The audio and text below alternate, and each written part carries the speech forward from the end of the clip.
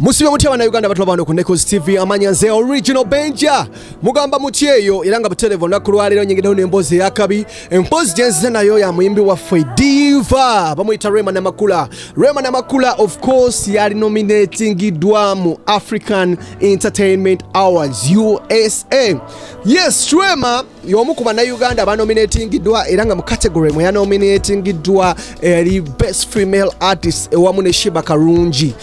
Category eno elimu ba artists banji omuli Aya Nakamura, omuli Tiwa Savage, omuli Yami Alade, ba artists banji nyo abamanyi abali mu category eno, of which Rema na Makula dadi agadde mbagambire oba na Uganda banaffe abali ku eno YouTube channel bobango wagira Shiba at the same time ngo wagira Rema na Makula nandi agadde muganda wange ogende ku website ya Africa Entertainment Awards obengo ote osobola okubango olonda abayimbi baffe bano. Website obato jimanyi ogenda ku www.aeausa.net Rema na Makula ate obengo osobola okumulonda ewamu ne Shiba Karungi. Aba Africa Entertainment Awards sebakomyoko of course bayimbi banji banominatinze omuli Eddy Kenzo yomu ku bana Uganda basinze okubeera nga banominatingibwa ate mu categories eziwira. Eddy Kenzo bamunominatinze nga best male artist mu Africa. Oshegera yomu ku bayimbi abayimiridde abasajja abakyasinzo kikuba wano mu Africa. Category mu banominatinze Eddy Kenzo, of course mulimu Diamond Platinum, mulimu Wizkid, mulimu Shati Wale, Stone Boy, Burna Boy, Davido. Bona bayimbi bamanyi abo batunulira abanominatingidwa mu category eno. Era nga Eddy Kenzo tebakomye ku nominatinga ku best male artist. Of course bamunominatinze ne mu Uganda obulala bamuyita Big Trill ayakuyimbira Party After Party. Baba nominatinze mu category ya Song of the Year. Eddy Kenzo ba nominatinze oluyimba lwe bayita Tweyagale ate nga Big Trill ye ba nominatinze oluyimba lwe bayita Party After Party.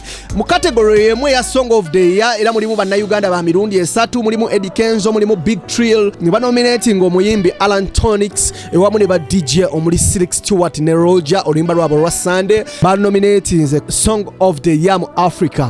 Katubwe tujja wano era mu best male East, South, North Africa, Eddy Kenzo mwali bamu nominated ne Diamond Platinum, Rayvanny, Harmonize, The Ben, Alikiba bayimbi banji abajiri mu category aba East Africa nenga Eddy Kenzo mu Uganda yatukiikiridde so mutima mulungi tusobola omuwagira mwe tujja mu Best African Comedian tuina Patrick Salvado yatukiikiridde ne tubera ne Anne Kansiime, she's one of Uganda's top comedians. Mbasaba na Uganda tuwagire Ugandan, let's buy Ugandan, be Ugandan, tuwagire bana Uganda bano banominatingidwa mu awards zineza Africa Entertainment Awards USA. Bwetunalonda bana Uganda ate nno mwana wattu kijja kuyamba okubanga entertainment industry ye Uganda ekula. Mu muziki still tulina omuyimbi gwe bayita Spice Diana ne tubeera ne Shiba Karungi. Bano bazeemu ne banominatinga, Shiba bazeemu ne bamunominatinga mu category endala eno yakubiri bagiyita Best Female Artist East, South, North Africa. Beba muku banominatinze mu category yo Shiba ne Spice Diana nabo tubawagire. Ado wano tujja ku Best Host TV and Radio. Douglas Rwanga mu ba TV presenter bonna bali mu Uganda ne ba radio presenter. Douglas Africa oba bana ba Africa Entertainment Awards US ebagamba Douglas ate yo wamanyi mu ba TV presenter mu Uganda yonna ne ba radio presenter agwe basobodde okulondamu. Bwe tuva kweyo category ate ne tujja category ya Best Dancehall Artist. Category eno ya Best Dancehall Artist of course mulimu banji abakuba dancehall mu Africa ne balonzeemu abantu bali ba 10 abasinga mu Africa ate nga mu category eno mulimu bana Uganda basatu abanominatingidwa ku bantu 10 abanominatingidwa mu Best Dancehall Artist Africa mu Africa Entertainment Awards USA. Mulimu Bebe Cool, mulimu Shiba Karungi, at the same time ne Dr. Jose Chameleone naye mwali bamunominatinze. Bebano bana Uganda betuba tuwagira buli muna Uganda buli category jola bange erimu muna Uganda mwana mama nkusaba osabitikinga be Ugandan, buy Ugandan, tuwagire Uganda. Category je tuddako bagita Best Gospel Artist Africa. Zino tulimu African Entertainment Awards USA.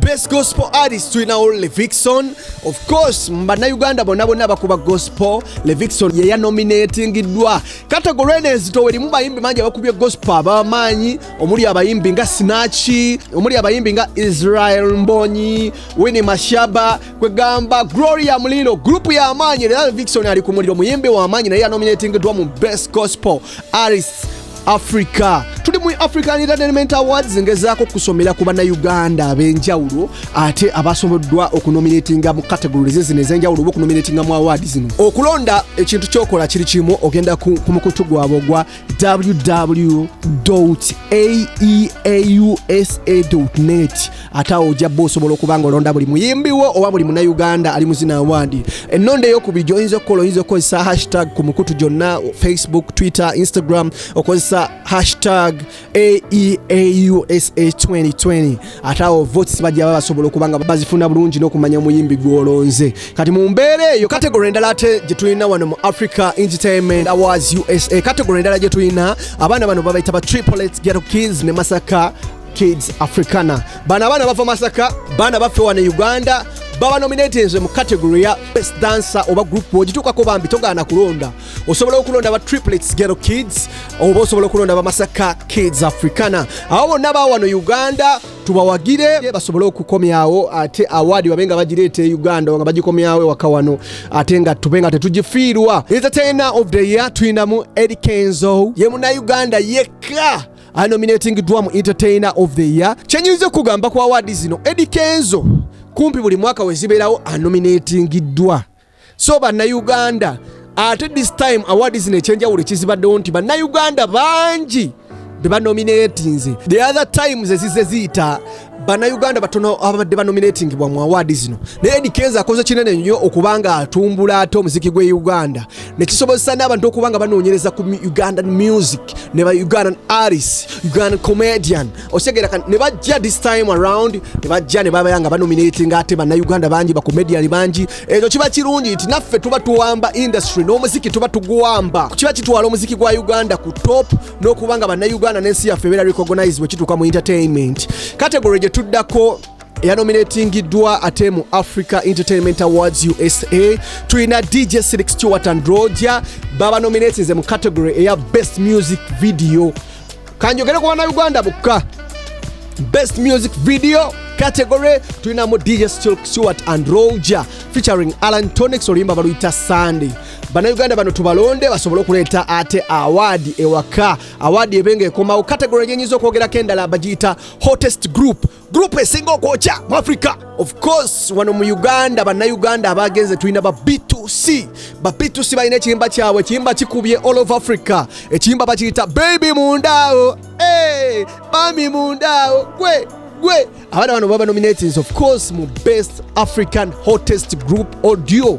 Ba B2C tubalonde babenga ate award yo basobola okubanga bagikomyawo waneka. Naffe bannayuganda toyagale nti tulina abaana abatukiikiridde abaana award bazikomezaawo n'okubanga Ugandan flag ate tuwongera okubanga tukola ki tugiwanika waggulu. Category gyenyinza okwogerako endala ya best hip hop rap artist. Wano mu Uganda tulina barapa bangi naye sigenda boogera mannya naye kanjogereko ono rapa mu Uganda yonna gwe balonze. Ari rapa omu yekka oba best hip hop artist gwe bajjeyo mu Uganda yonna.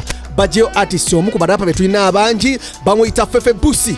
Fefe Busi ye munnayuganda yekka ayakiikiridde mu African Entertainment Awards 2020 USA. Fefe Busi ye muyimbi gwe balonze asinga kyenyinza okugamba mu mwaka guno 2020 gwe banominations mu awards zino Africa. Best Hip Hop Award Rap Artist Fefe Busi yanominatingidwa banaye tumulonde asobole okubanga ate naye aleeta award eno ewaka.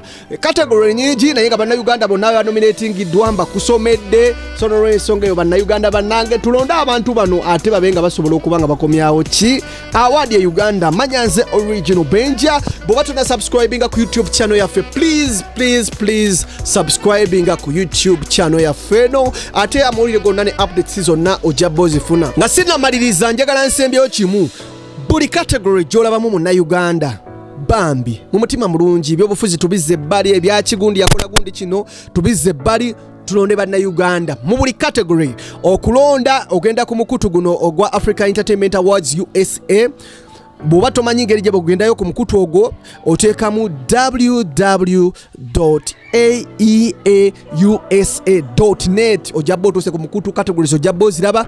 Ewatali ekyo osobola okugenda ku Facebook page ya African Entertainment Awards USA n'obanga ate osobola okumanya endagiriro n'okulonda bannayuganda baffe bano abayimbi baffe ne bakomediani baffe ne badansa obenga obalonda kozesa hashtag egamba Aeausa 2020 olonda omuyimbi wo. Ebisingawo ku ebyo okulonda linki mweri osobola okugenda ku website y'abana abasajja aba Africa Entertainment Awards USA ate n'obanga osobola okulaba bannayuganda baffe ng'obalonda nga awards zino bazikomyawo wakano okubanga industry yeyongera ate okubamu ebbugumu n'okubanga tututumula omuziki gwe Uganda. Manya Sigadenzo Original Benja wekubire ku NEKOZ TV tubaagala nnyo Blazer. Tikula sumulula byonna byansibo wedda sisitira nyiga abalungi mwenna mwekumire ku NEKOZ TV. You know what it is. Subscribe olabe ebisingawo. Ne Original Benja tobasuwa.